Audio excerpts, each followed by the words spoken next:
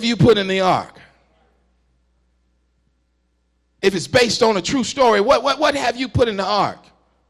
To let folk know that God is a keeper. What have you put in the ark to let folk know that God is a sustainer? What have you put in the ark to let people know that God is a way maker? What have you put in the ark to let folk know that if God be for you, who can be against you? What have you put in the ark that if somebody were to see, somebody would know, even if you wasn't around, that God is the miraculous, God is the Alpha and the Omega? What have you put in the ark? What have you put in the ark? What will you put in the ark? I wrestled with this sermon. I wrestled with the preparation of it. I wrestled with why God would have me to share this with you today. I wrestled with all of this because in my mind, I'm a Bible reader.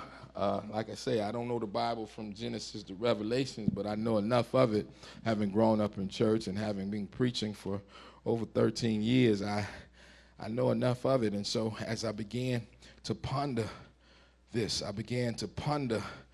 topic. It's based on a true story, but just in case you don't believe, let me show you something. I pondered because in my mind, I'm struggling with all of this. I said, well, God, why is it that you had Moses, or you had Aaron to put his budded staff in the Ark of the Covenant when Moses' staff did all of the plagues on Egypt and it parted the Red Sea? Wouldn't Moses' staff be greater than Aaron's staff?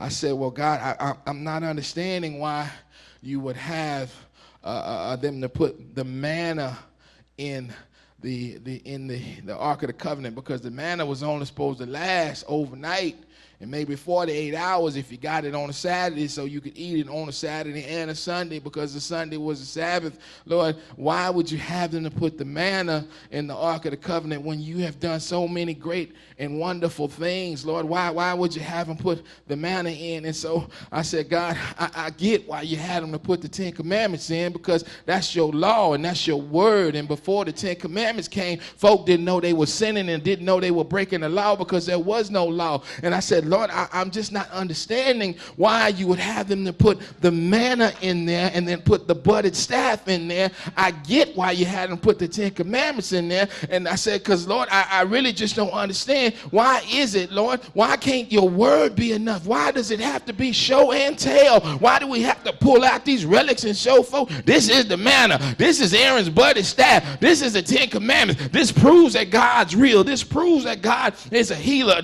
or rather a provider and a sustainer. This proves all of that. And the Lord said, Pastor Dukes? I said, yes, sir. I'm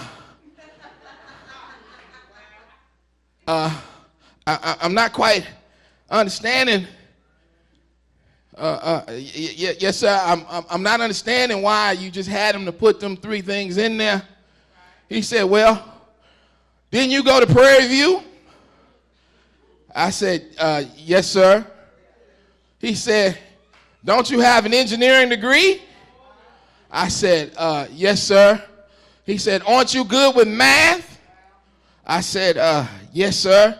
He said, well, go back and take a look at how big the Ark of the Covenant was. So I went and I took a look in my Bible, and I'm sure it says the same thing in your Bible, that the Ark of the Covenant was 4 feet long, and that the Ark of the Covenant was 2.5 feet high. And what the Lord said to me is, that's all that could fit in there. I've been too good to the Israelites. I've done more for them that would fit in the Ark of the Covenant. So what I told them to do is just put the stuff in there that would fit.